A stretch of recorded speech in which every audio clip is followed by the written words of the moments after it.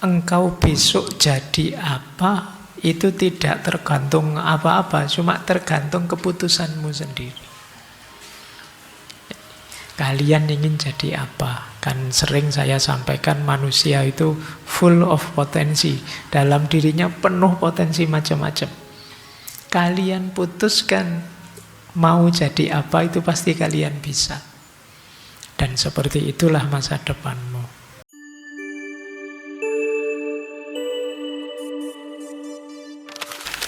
Assalamualaikum warahmatullahi wabarakatuh.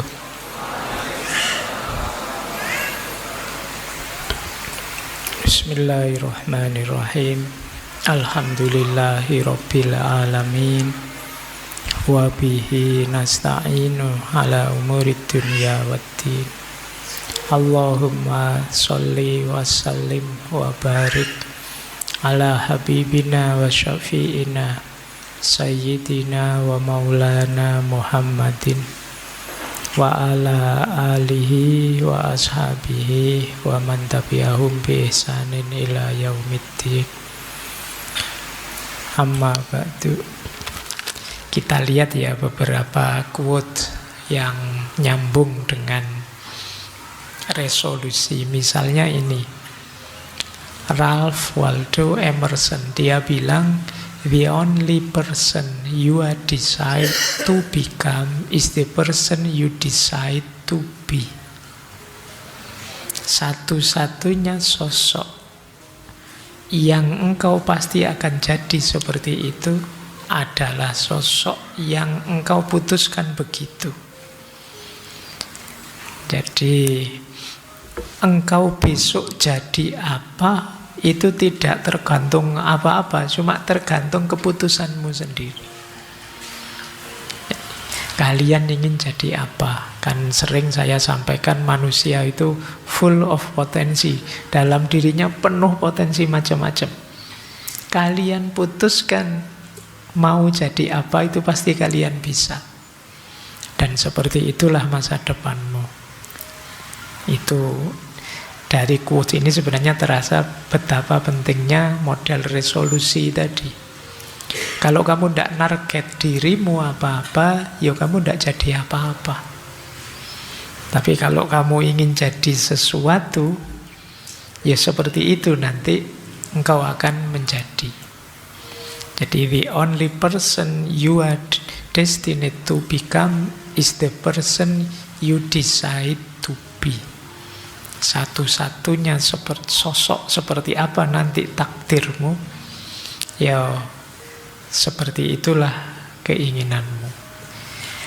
Jadi inginkanlah. Sering saya bilang kelemahannya teman-teman yang masih muda itu biasanya abai tujuan. Hidupnya masih ingin senang saja, ingin nyaman saja. Tujuan bayanganmu nanti kalau sudah tua. Nanti lah kalau sudah dewasa, sudah lulus, sudah nikah, sudah baru-baru kamu. Padahal kalau sudah nikah terus kamu merasa wah telat. Sekarang saya sudah sampai di titik ini. Harusnya kemarin-kemarin saya target diriku. Makanya mumpung kalian masih di usia-usia, saya tidak tahu ini usia mahasiswa kan sebagian besar ya. Kalau dari wajahnya masih muda, masih semangat-semangat lah. Meskipun generasi hari ini kan dicitrakan serba pesimis, tapi saya lihat kalian tidak lah ya. Tidak ada bedanya. Optimislah, tetapkan tujuan. Kalian ingin jadi apa? Jangan kalah sama anak TK. Jadi bila perlu kamu tulis besar-besar. Jadi targetku adalah 10 tahun yang akan datang aku harus jadi orang seperti ini. Nah, seperti itulah nanti kalian akan terbentuk. Baik, di situ pentingnya resolusi. Ditambahi kalimat dari Covey, Stephen Covey. Kata dia, I'm not a product of my circumstances, I'm a product of my decision. Aku bukan produk lingkungan sekelilingku, kata beliau. Aku adalah produk keputusanku sendiri. Kan kita sering menganggap bahwa lingkungan, masyarakat, situasi sekitar itu membentuk diri kita. Tapi kata Covey tidak begitu. Sebenarnya yang lebih vital membentukmu adalah keputusanmu sendiri. Pak, kan lingkungan mempengaruhi kita, Pak. Masyarakat mempengaruhi kita. Iya, masyarakat mempengaruhi kita. Lingkungan mempengaruhi kita. Tapi keputusan kitalah yang menetapkan saya ikut orang-orang. Saya terpengaruh lingkungan atau tidak. Jadi sebenarnya kuncinya di keputusan kita. Maka kalian tidak boleh cengeng kalau merasa salah arah, salah tujuan, terus wah ini lingkungan saya, Pak, masyarakat saya. Tidak. Ya kamu sendiri yang memutuskan tadinya. Wong kamu menolak juga bisa kok. Kamu nawar juga bisa. Tapi kamu milih ikut saja, ya seperti itu nasibmu akhirnya. Maka kata Covey, aku bukan produk lingkunganku, aku adalah produk keputusanku sendiri terhadap hidupku. Jadi mari kita mulai, kalau bahasa saya ya, membuat resolusi-resolusi semacam ini, itu bagian kita mulai menseriusi hidup. Ayo mulai agak serius. Kalian punya tujuan apa, merancang strategi apa untuk mewujudkan tujuan itu, dan lain sebagainya. Ya memang hidup ini penuh, kalau kata Martin Heidegger, faktisitas-faktisitas yang sering tidak terduga. Tapi betapapun demikian, tidak boleh kemudian membuat kita menyerah saja, mengalir saja.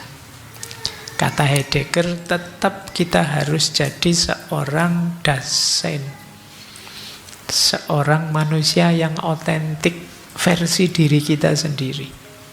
Jadi meskipun mungkin kita ngalami pahit, kekalahan, kejatuhan, tapi kalau itu semula keputusan kita, keinginan kita sendiri, itu rasanya mantep.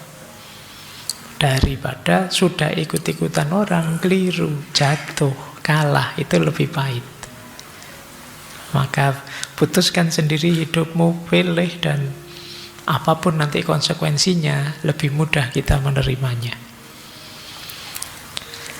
Baik, itu ya, itu Covey. Masih adakah yang saya bawa? Ada Epictetus, Stoik ini ya. Kalau ini sudah ahlinya kalau ngomong tentang tema-tema seperti ini. Kata beliau, first say to yourself what you would be. Pertama, katakan pada dirimu apa jadinya dirimu nanti, and then do what you have to do. Lalu lakukan apa yang harus kamu lakukan. Jadi kalau pas tahun baru kemarin, ya hari ini juga tidak apa-apa sih mau bilang, tahun ini saya harus hafal Quran 30 juz misalnya. Contoh, tidak apa-apa ya. Atau juz 30 misalnya, kalau tidak kuat. Ya kalau tidak bisa semuanya, setengahnya saja. Atau ya 5 surat saja dari juz 30 kan tidak apa-apa. Paling tidak kalau ngimami kan tidak kulhu terus. Biar ada variasinya misalnya. Tidak apa-apa, itu resolusi juga. Jadi katakan pada dirimu kamu ingin jadi apa, dan lakukan yang harus kamu lakukan. Ini Epictetus, Stoik ya. Baik, saya tidak lama-lama, nanti sampai jam 9 terus kita dialog. Ada kalimat dari Imam Syafi'i. Beliau bilang, kun alian bihimmatika fa innal qanaata la ta'nil kasal. Jadilah engkau orang yang berkeinginan tinggi, bercita-cita tinggi. Karena sesungguhnya qanaah itu tidak berarti malas. Ini orang sering salah paham kan memaknai qanaah itu, ala Pak, hidup ini saya pasrah saja, sudah ada yang ngatur. Terus kalian tidak ngapa-ngapain, itu males namanya. Dan itu bukan qanaah. Jadi qanaah itu keterbukaan jiwamu menerima berapapun bagianmu yang diberikan oleh Allah setelah kamu berikhtiar maksimal semampumu. Nah, targetmu juga jangan yang rendah-rendah, ya targetlah yang tinggi. Jadi bukan target yang biasa aja. Makanya kata Imam Syafi'i, kun alian bihimmatika. Jadilah orang yang bercita-cita tinggi. Bercita-citalah setinggi mungkin. Karena apa? Karena nasib kita seperti apa kita tergantung cita-cita. Jangan beralasan qanaah, kemudian kamu jadi males. Jangan beralasan pasrah terus kamu jadi males. Jangan beralasan semua sudah dijatah, sudah ditakdir oleh Allah terus kamu jadi males.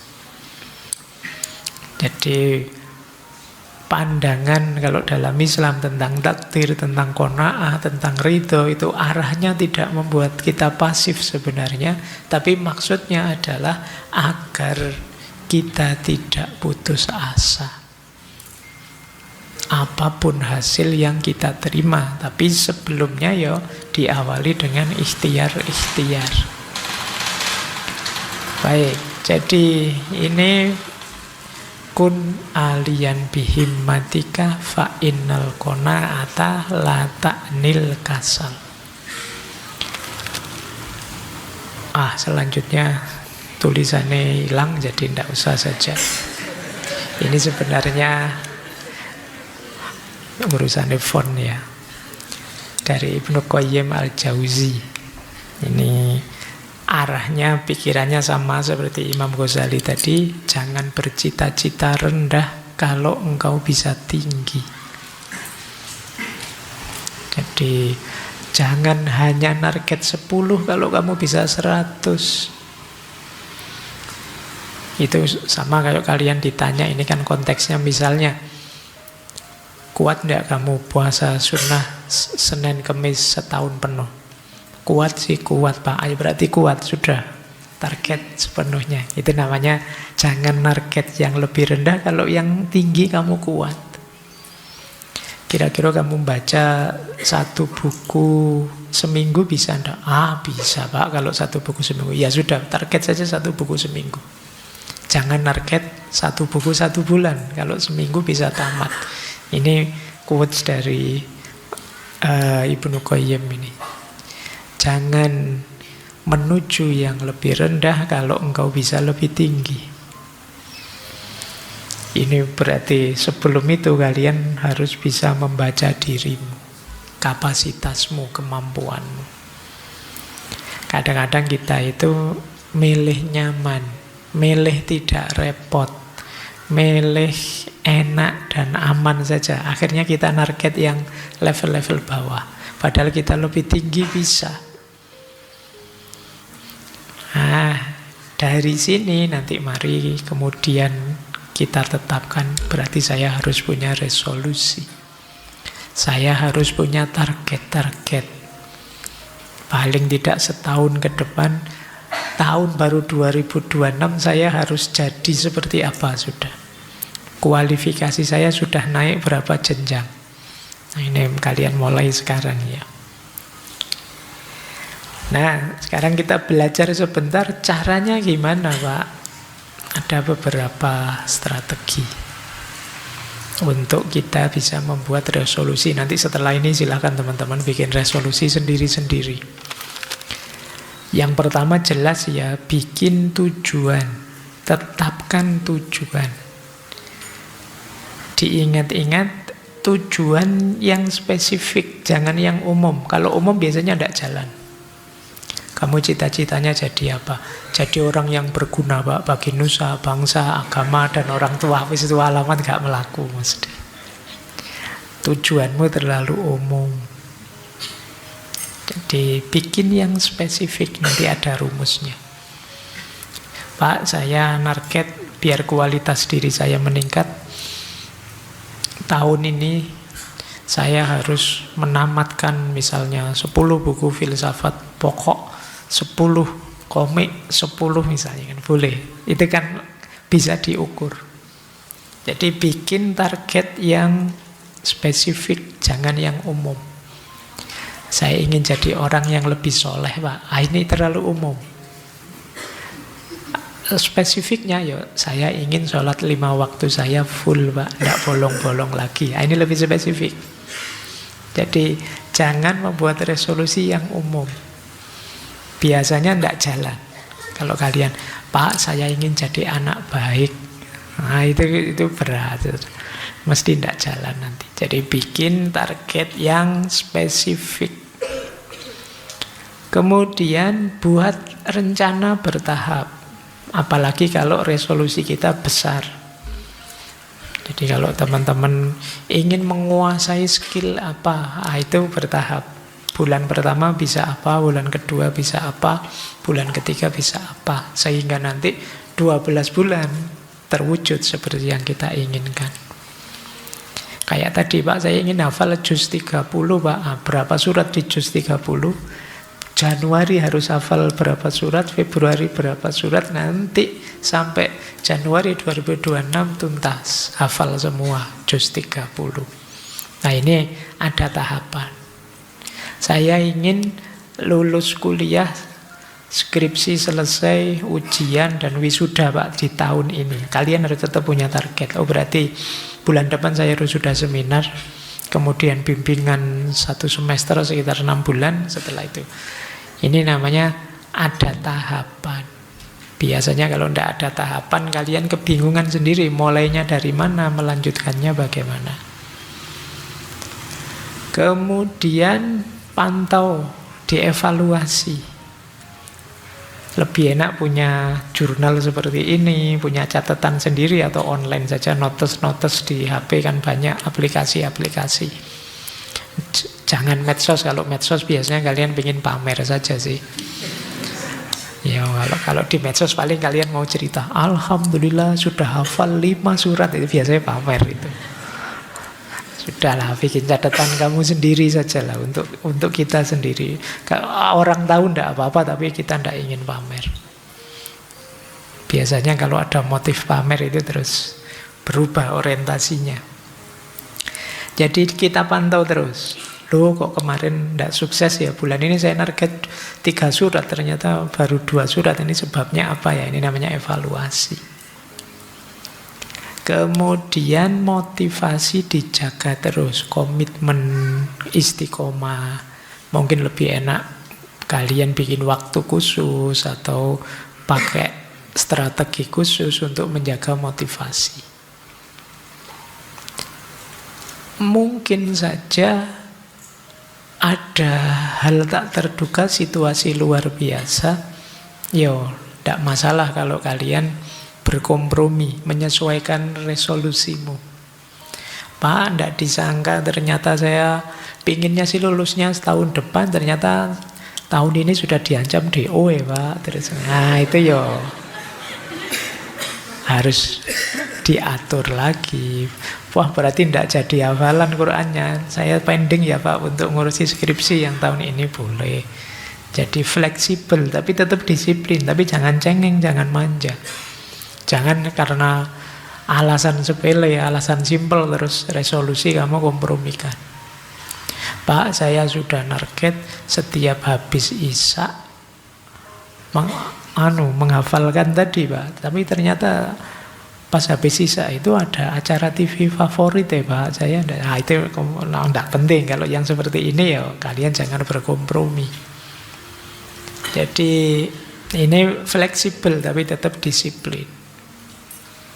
Kemudian rayakan capaian kecil. Rayakan capaian kecil itu alhamdulillah sudah hafal 1 surat. Beri hadiah dirimu. Kalau biasanya di angkringan habis 2, sekarang boleh 3 untuk diriku khusus. Nah ini memberi reward, memberi hadiah. Ini biasanya nambah kamu semangat. Ya sekalian sendiri yang ngatur ya, reward untuk dirimu apa. Apa nambah jam tidurnya ditambah setengah jam, Mbak, boleh. Atau apalah gitu. Silakan kamu kasih reward sendiri dirimu. Jadi strateginya seperti ini teman-teman ya. Jadi tidak sekedar pokoknya saya harus begini titik. Jadi pastikan itu realistis, kemudian bikin tahapan-tahapannya dalam setahun, pantau mungkin dengan catatan, dengan jurnal atau apa. Motivasi dijaga, jangan cengeng.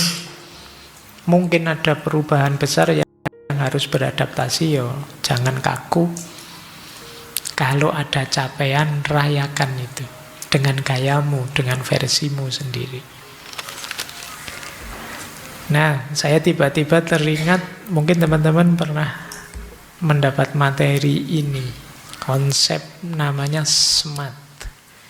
SMART itu dari Josh T. Duran. Ini beliau nulis di jurnal Management Review. Teorinya terkenal sekali, dipakai di banyak perusahaan, namanya SMART. Ini artikelnya, judulnya There is a Smart Way to Write Management Good and Objective.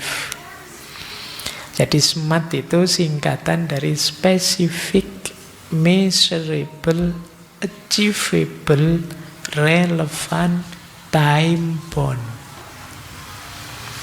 Spesifik itu seperti tadi ya, konkret, jelas, tidak ngawang-ngawang.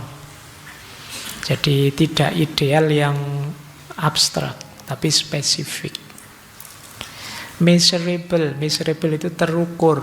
Ya kayak kita tadi 1 bulan 1 juz Pak saya ingin menghafalkan, atau 1 bulan 1 surat Pak. Ini namanya measurable, terukur.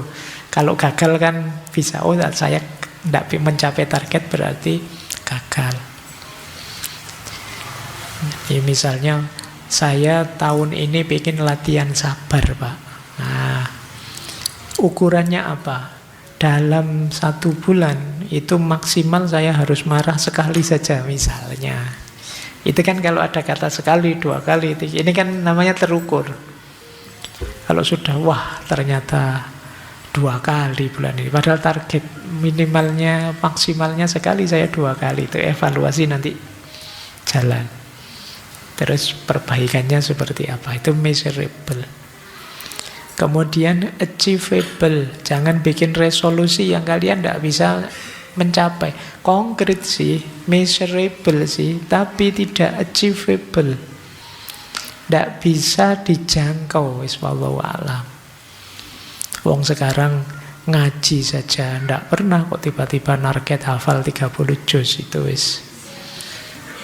Nah, ya, jadi baca buku aja berat. Targetnya sekarang pokoknya tiap hari harus menamatkan 1 buku. Itu alamat tidak akan jalan. Tidak achievable. Biasanya kalau pas semangat-semangatnya itu kan dijalankan semua, tapi dapat 1 putaran, 2 putaran terus males lagi. Bikin target yang achievable. Makanya tadi saya bilang, bercita-cita targetlah setinggi mungkin. Setinggi mungkin itu maksudnya setinggi-tingginya, tapi yang mungkin. Jadi bukan yang tidak mungkin.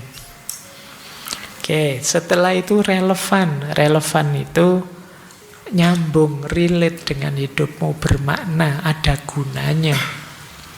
Jangan bikin resolusi yang tidak ada gunanya, tidak penting sama sekali. Nah, misalnya apalah, mungkin kalian bikin resolusi yang ini gunanya apa tuh ya? Kamu sendiri tidak tahu, tapi kamu sendiri yang target begitu. Misalnya kalian, pokoknya Pak kalau bisa ya, seminggu sekali saya harus nongkrong sama teman-teman di kafe yang sekiranya itu. Misalnya, nongkrong saja, tidak ada targetnya. Terus kalau ditanya, lah alasannya apa kok harus seminggu sekali di kafe? Tidak tahu Pak, ya asik saja. Itu namanya tidak relevan.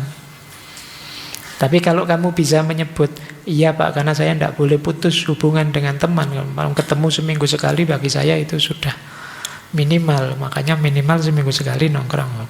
Kalau ada alasannya begini, ini namanya relevan. Jadi makanya Apa saja yang ingin kamu putuskan, coba pastikan penting tidak buatmu. Wong yang tidak ada gunanya saja jangan ya. Apalagi yang berdosa, apalagi yang sia-sia, wah itu mis. Pokoknya dalam waktu seminggu Pak, saya paling tidak download satu video lah Pak, buat koleksi video yang begitu-begitu. Wah itu apalagi begitu jangan. Jadi yang negatif-negatif jangan. Jangan yang negatif, jangan yang tidak ada gunanya. Pastikan semua tuh target, semua tujuanmu penting. Itu namanya relevan. Dan T yang terakhir, time bound. Time bound itu apa? Durasi waktunya jelas. 3 bulan Pak, 12 bulan. Jadi setahun pas saya harus jadi seperti ini atau bisa seperti ini. Nah ini namanya time bound. Jadi kalau bikin resolusi boleh pakai teori ini. Bikin resolusi yang SMART. Specific, measurable, achievable, relevant, dan time bound. Ini tak kasih contoh ya. Ini contoh agak ngasal sih, tapi mungkin biar teman-teman dapat gambarannya. Misalnya, Pak, resolusi saya itu sebenarnya secara umum saya ingin lebih spiritual, ingin lebih dekat dengan Allah. Nah, tapi kalau hanya ini kan kurang spesifik, maka buatlah spesifik. Misalnya kalian buat spesifik begini, saya ingin sholat 5 waktu saya lengkap dan setiap hari ngaji 2 lembar, 2 halaman Al-Quran saja sudah. Nah ini spesifik, namanya kan jelas. Pokoknya sholatnya tidak bolong, plus setiap hari ngaji 2 halaman. Ini sudah terukur, sudah measurable, karena sholat tidak bolong itu berarti semua sholat dijalankan dan 2 halaman saja minimal. Terus achievable juga, bisa dijangkau. Kan mudah itu, kalau cuma 2 halaman kan kalian bisa menyisip-nyisipkan waktu. Di antara mungkin waktu maghrib sama isya atau habis subuh dan lain sebagainya. Itu namanya achievable. Relevan tentu saja, karena kita orang beragama, kedekatan kita dengan Allah itu penting, itu pasti relevan. Dan time bound itu waktunya. Kamu target misalnya 1 tahun Pak, dengan strategi spiritual, target saya tambah dekat pada Allah. Terus kamu ngatur langkah-langkah. Nah yang awal tadi, yang ngaji dan sholat, itu bulan Januari Pak. Jadi 1 bulan saya membiasakan sholat tidak ketinggalan, kemudian ngaji 2 halaman. Januari. Februari, Maret nambah lagi. Ditambah setelah sholat berdoa atau berzikir 5 menit saja, nggak banyak-banyak. Nggak hafal ya baca, nggak bisa baca ya dengerin headset. Yang penting ada zikirnya. 5 menit Februari, Maret. Nah ini 2 bulan. Jadi tapi di Februari, Maret sholat 5 waktu dan ngajinya tetap. Sudah lanyah ya ditambahi lagi ada zikirnya. April sampai Juni ditambahi lagi. Kalau ini bukan ibadah yang sifatnya ritual, tapi ibadah sosial, mungkin sedekah. Mulai tahun ini, nanti bulan April sampai Juni, saya kalau Jumatan terus nyemplungin itu. Kalau kemarin 1.000, sekarang 2.000 misalnya.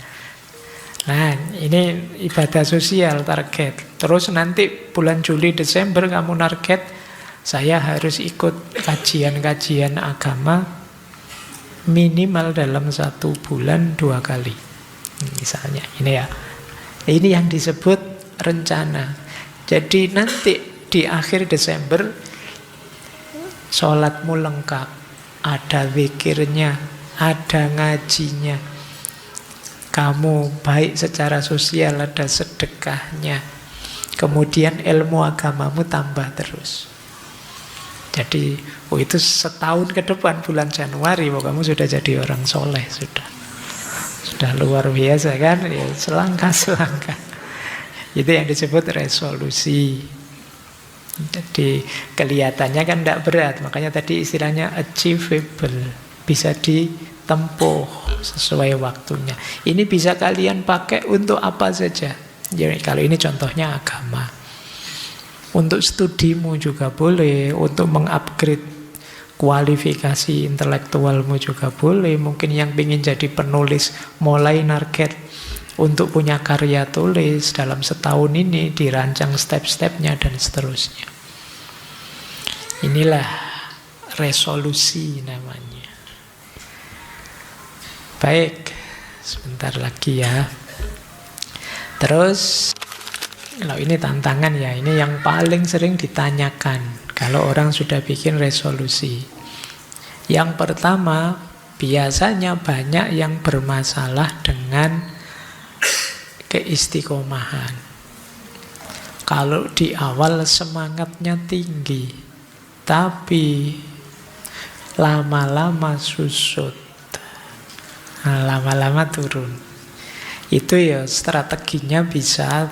Yang pertama, coba teman-teman bikin resolusi memang hal yang sangat penting. Sehingga kalau ditinggal itu rasanya tidak patut, tidak layak. Kayak tadi, sholat 5 waktu, itu kan penting sekali. Jadi, wah, pingin sih rasanya kok pingin nyaman, kok agak males. Tidak boleh ini, kan harus itu. Jadi memang hal yang berarti. Kemudian boleh juga kita mengingatkan diri terus tentang ini penting loh. Bayangkan nanti kalau sudah sukses kita jadi apa. Proyeksikan diri kita ke sana, itu biasanya tambah semangat. Atau cari circle yang cocok, yang memotivasi. Kamu sudah bagus-bagus bikin rancangan ingin jadi anak soleh, wah teman-temanmu ngaco semua. Tidak bisa diajak kerja sama ini. Lagi orang, wah adzan ini saya mau sholat, malah sholat nanti saja kan bisa. Kalau kelewatan ya dikodok, kalau lupa dimaafkan, Allah maha pengampun, selesai. Jadi terus tambah lama tambah susut.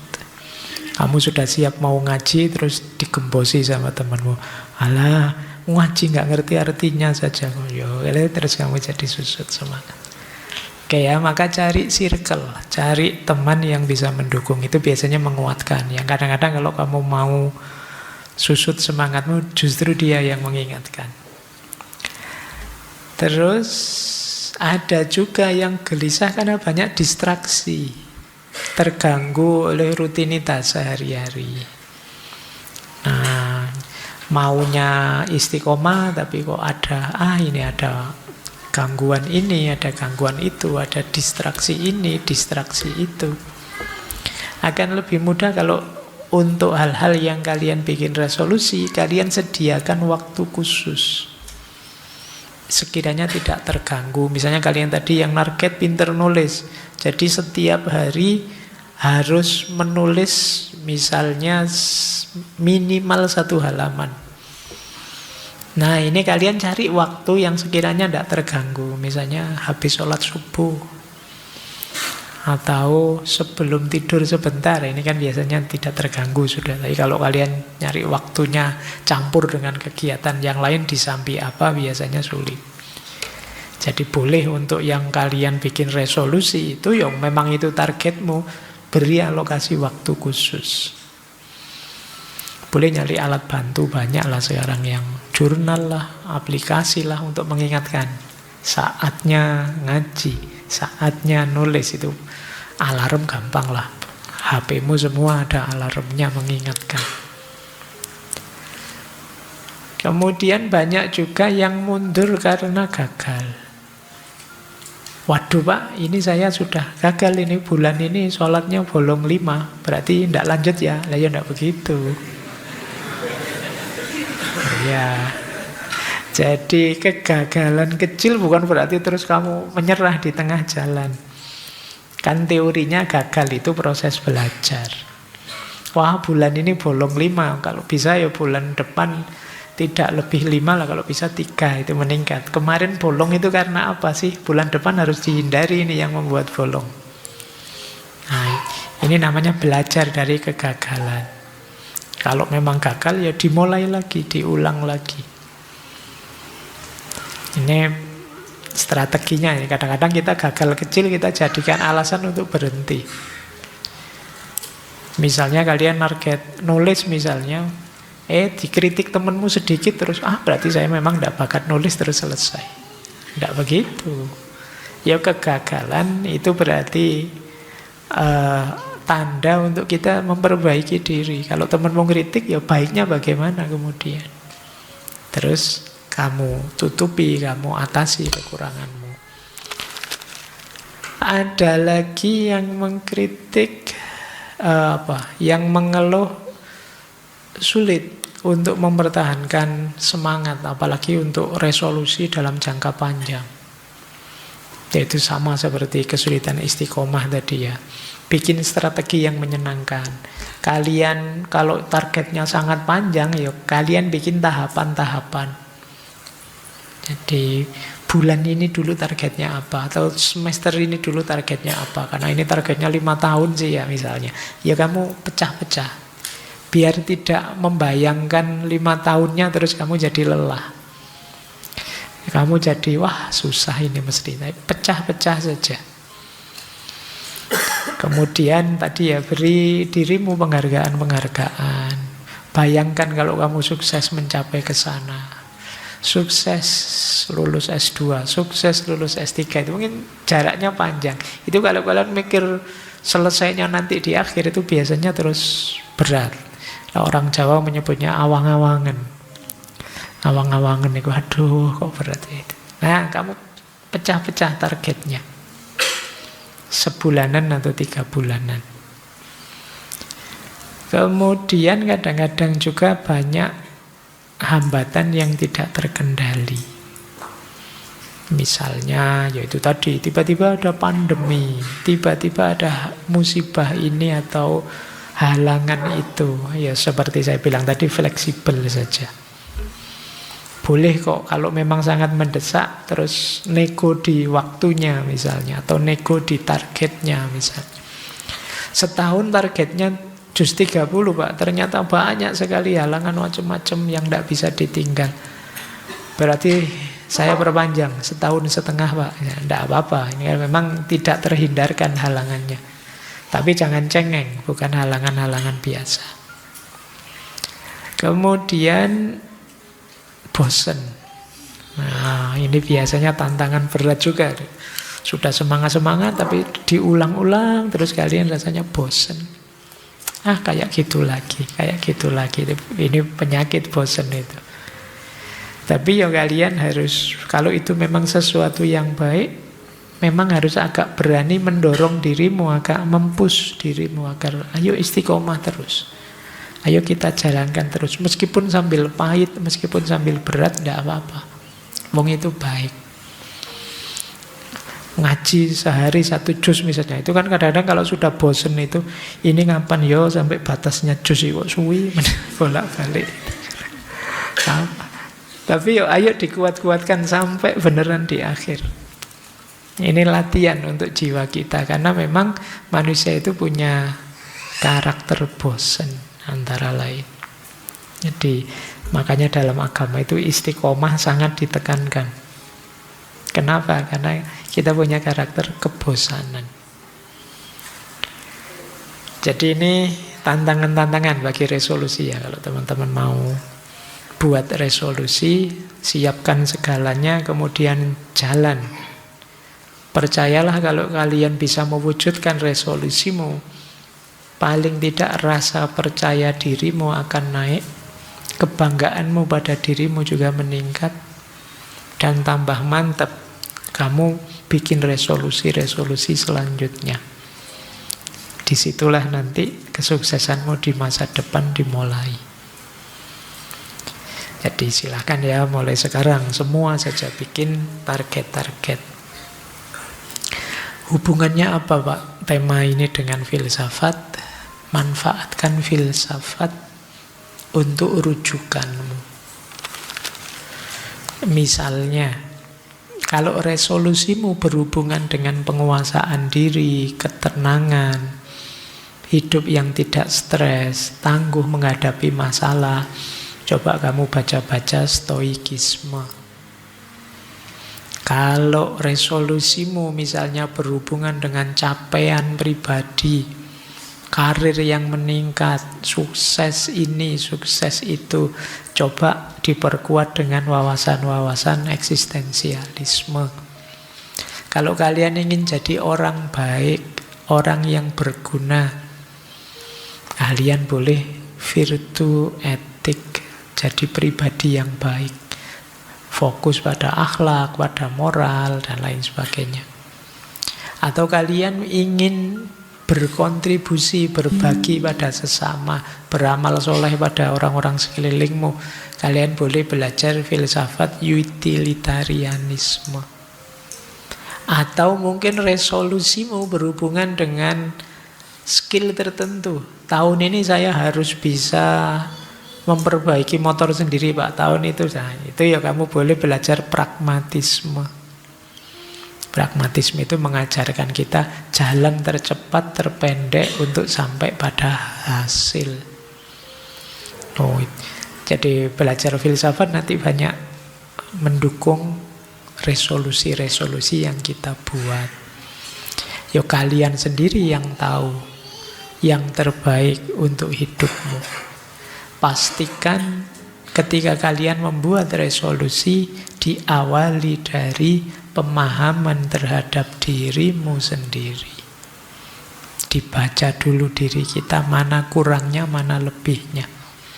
Di situ nanti kita baru bisa membuat satu resolusi yang realistis, yang achievable dan measurable. Kalau kita tidak paham diri kita, hanya lihat orang lain saja, tiba-tiba bikin resolusi ini, itu bisa saja nanti akan berhenti di tengah jalan. Karena tidak kompatibel dengan diri kita, dengan hidup kita.